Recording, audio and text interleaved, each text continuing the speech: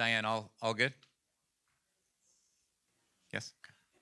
Hey, that's me. I'm Roger Dickerman. I go by RD, and I run 24 Hours of Art. So 24 Hours of Art is the digital art market report. Now, important clarification, we specialize... Oh, thank you. How's that? Good. We specialize in artwork minted to and sold via blockchain. Every single day we release a 24-hour market report. Every single day I work with an artist to release a highlight design that represents that day. Every week we run a show, the Digital Art Market Show. And then end of year this year, we'll release our first digital art-centric annual report.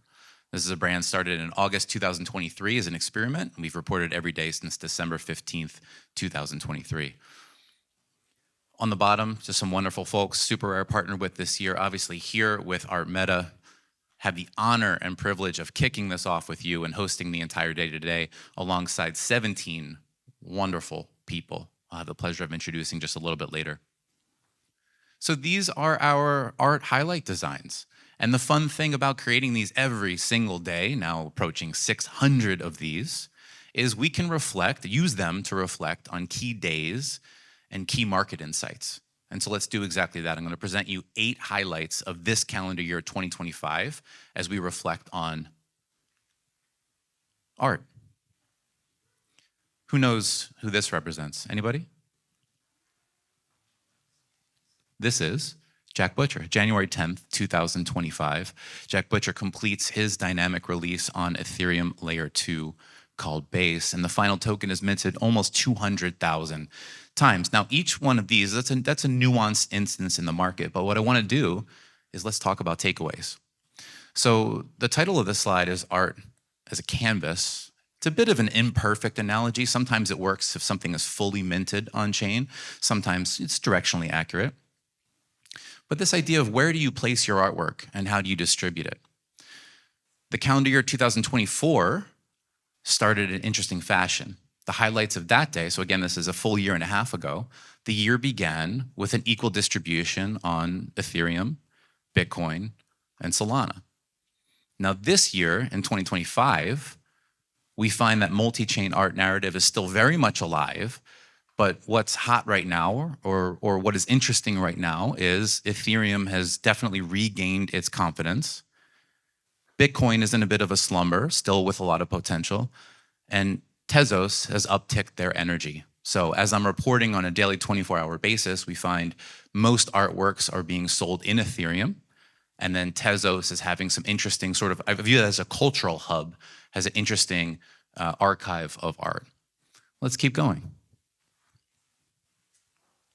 Can anyone guess that? January 17th, 2025. This release is called Pixel Decks by Kim Asendorf. So this is a fully on-chain, real-time animation. Each pixel is actually a token. Now, the interesting note about this release is it's an independent release, and that leads us to our takeaway. So the largest releases that we've seen in the past half year plus show an incredible diversity of distribution. If you go back to November 2024, we started seeing these monthly $1 million plus releases. In November, it was Joe Pease with Glitch Gallery. In December, it was Echo 33 with Fellowship. You turn the page, now you have Kim Asendorf as an independent release. And then you have Botto with Verse, and then you have Sam Spratt with Nifty Gateway. And do you see what I'm getting at? All of these releases are with different counterparties. That's fascinating. So what artists are starting to do is playing to their strengths. You see some of these artists want to do it all themselves, like Kim. You see some artists want to do none of it themselves, other than, of course, create the fabulous art that's the underpinning of any release. And an example of that would be Echo 33. And then some artists are right in between, like a Sam Spratt, leveraging the technical capabilities of a Nifty Gateway while being very engaged on socials himself. Does anyone recall this lovely artwork? Hardo, you know. This is Botto, February 27th, 2025. It's Algorithmic Evolution by Botto, opening with Verse. And it begins the AI's exploration of P5.js coding language. Now, this is one of several. I could have chosen a number of others as well, but the topic du jour here is AI, artificial intelligence. It is definitely sometimes called a meta, It is here, it is with us, and it is more readily accepted. Now, some of these releases, namely the Christie's auction referred to there, is a bit polarizing. But what's happening is every time AI is pressure tested, it seems to develop a more fervent collector base. And I would say that today, more than any day in blockchain art history, is AI is at its strongest. I expect that to continue as time keeps going. Okay. I mentioned this earlier. This is Sam Spratt. March 13th, 2025. We'll call this Network Masquerade, and his release, of course, is called Masquerade and is associated Masks of Lucy, released with Nifty Gateway. Now, this is the largest primary digital art sale in over 3 calendar years, dating back to the year 2022. The one-of-one at the heart of this total release, it's an immersive one-of-one, was sold for $3 million to the Canvas collection. The total release, including the masks, over $5 million, and it's the largest release of this calendar year on blockchain. Snowfro, you may know that name, Eric Calderon, founder of Chromie Squiggles and Art Blocks, said, quote, "This is contemporary art." Now, when we get to the takeaways, what's interesting about Masquerade, and maybe not immediately obvious looking at the art, this is participatory, networked art. This is inviting its collectors into the very experience, and it's allowing them to inform inputs that the artist then used to generate an output. So this is interesting. Artwork as identity. Well, I mean, this dates back a long ways. And in blockchain, this really picked up steam in 2020 and 2021 as CryptoPunks rose to prominence, as PFP projects, profile picture projects, came into pop culture. But now, those are randomly minted artworks. What if the artist designed specifically for you based on your actions? That is what Sam played at here. It's immensely difficult, but immensely impactful. Maybe the biggest event of the year here. May 13th, 2025. So Node Foundation arrives, taking a step back. Just prior to May 13th, 2025, they announced themselves with a bang. A new nonprofit institution based out in Palo Alto, co-founded by Mickey Malka and his wife. The largest grant in the United States devoted to solely digital art. And now how will they deploy that grant? Well, they acquire the most notable IP in all of blockchain-based digital art. And that's the CryptoPunks IP. And Mickey himself says, quote, "In the 1500s, they painted ceilings. Today, we inscribe culture in code. The Renaissance didn't end in Florence. It evolved. So will this one, pixel by pixel, node by node," end quote. And so the 2025 takeaways that are interesting here, Node is embracing creators' intent. So the creators of CryptoPunks are Larva Labs, Matt and John. They viewed the brightest of futures as a decentralized, community-driven endeavor. However, they were acquired by Yuga Labs. And so the CryptoPunks project went into commercial possession. And this is their return to the core ethos. Interesting that the largest funded institution now, solely focused on digital art, is honoring that creator direction and in a way leading by example.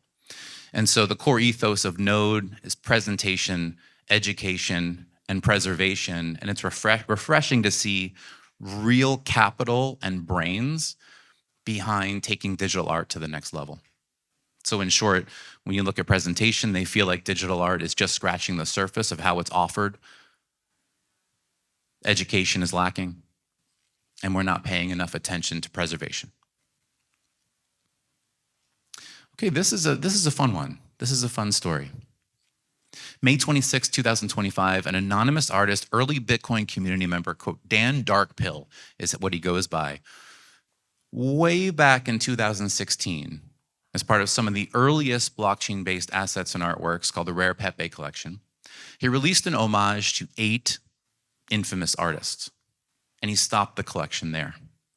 And at the time, there was not much interest in digital art, and each edition sold between 7 and 14, so very few out there. There were only 4 complete sets in the world, and one of them, yes, sold for $1.25 million in the 2021-22 era. Well, now Dan Darkpill comes back. And this is fun about blockchain nuance and what's there right in front of us if we know how to do the research and we know what to look at.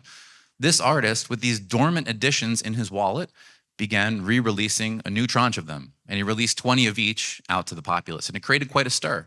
Some people were excited about it. They felt like this would lead to more awareness of what this set was of the artist. Other people, maybe the $1.25 million full set buyer, not as pleased. But this is interesting, as even as we move so fast, and mind you, the blockchain-based market is moving so fast, it is discovering what is art, how to present it, all the things that we're discussing today.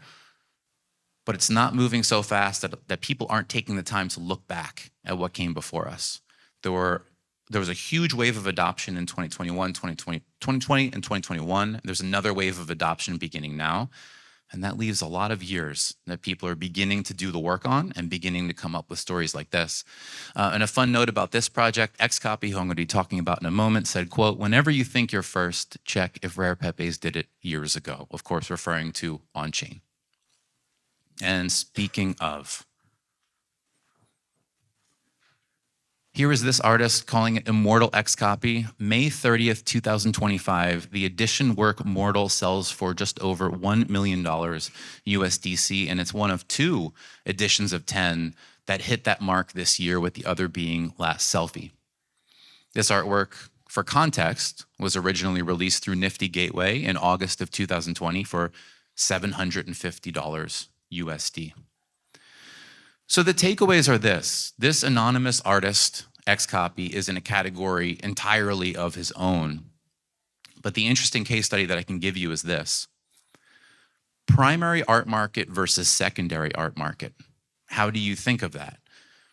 An auction is an example we're all familiar with. And what an auction does is it maximizes the primary market of that artwork. It's going to, as long as it has proper attention, sell for the maximum number possible and ideally get into a good collector's possession. Xcopy's approach is different, and I'm interested to see how it plays out. So what Xcopy is doing is, this is an artist who's been around for a decade and a half, publishing art on Tumblr, really ahead of the curve. He is established and regarded as the quote-unquote OG of this movement right now. So his value, he could go out, he knows approximately what he could sell an artwork for, but he's only bringing it to primary market at 10 to 33% of what it would be valued at and what it could theoretically sell for. So he's sharing with his initial batch of collectors this valuation, and some of them are holding it forever, and some of it are selling and profiting. But this balance between primary, secondary that Xcopy is playing at, thus far at least, has given him a fervent collector base, and one that looks quite solid, maybe the most solid in the entire market right now. Something to think about.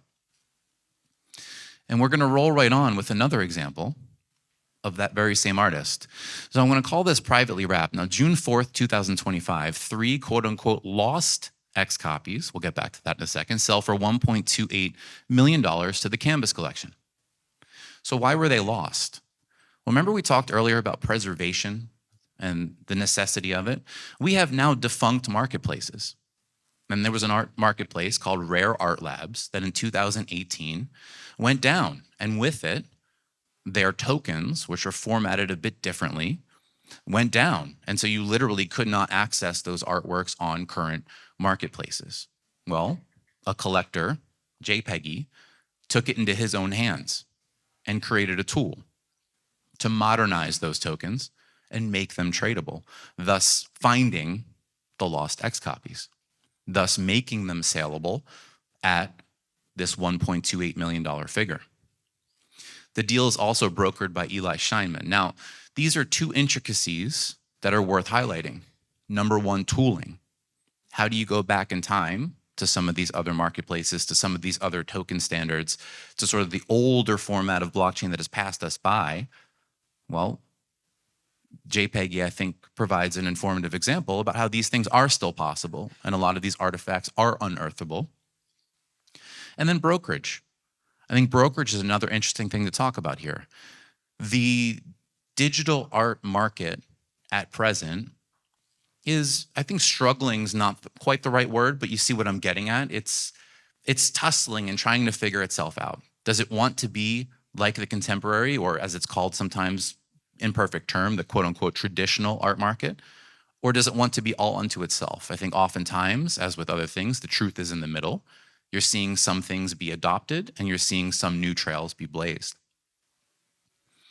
And one of the things that's tussling with, how much is age of work and how much is story worth?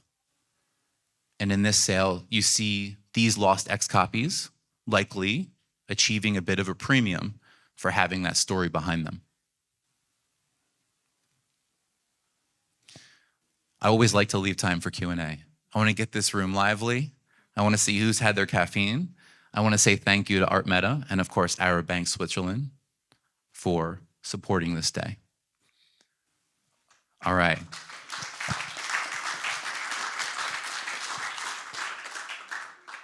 Who's not shy? I think we have a few minutes left. Ryan. What's something that you, over the last few years, have observed that you would like to see change or different in the next 3 years, for example? And what's something that you think should remain the same that you really like? Like what do you want to change? What do you want to maintain going into the future in the ecosystem in general? I want to maintain the energy. I'm going to start there first. I want to maintain the energy. I feel oftentimes, for example, last night, Art Meta hosted a wonderful dinner. The energy was in the room. It was commented on, it was palpable. I heard from multiple people, this is different. This feels different. You feel the same when you're in social media. And I know it feels silly that so much business happens on X, on Twitter, but it does. People are in each other's DMs and they're in chats, and that's oftentimes how people are interfacing with each other. And I feel it's wonderful and I feel it's wild. And some of it will ultimately calm down, but I hope we're able to retain a bit of that, because almost everybody who spends time with it, real time with it, comes away saying, this is refreshing. There's something special happening here. And so just retaining a shred of that.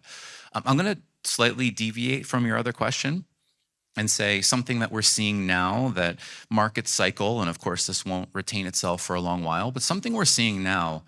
When 24 Hours of Art began, it began in very much a bear market for both cryptocurrency, which is tied at the hip to digital art, as well as the art.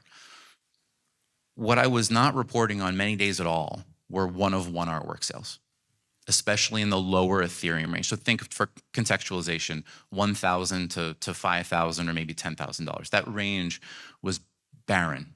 It didn't exist. And that's depressing, because you think about how is an artist supposed to come into the digital art blockchain space and expect to survive and expect to progress. It's a very difficult climate to come into. That has changed. And so this year, 2025, and I look at that as a very positive green shoot, something that portends maybe a better market around the corner, maybe an upcycle. That has changed. There are collectors willing to put themselves out there, not just, hey, X copy is consensus.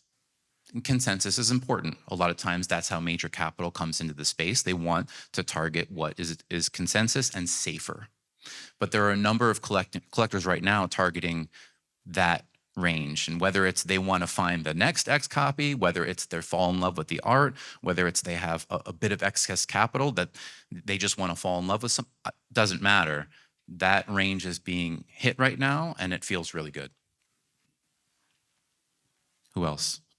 How do you see the combination of physical and digital develop in the future? Will it become more valuable in the long term, that asset combined, or is it better to have just digital art? Multifaceted question and a great question. So the first thing, physicals are more in play today than they ever were.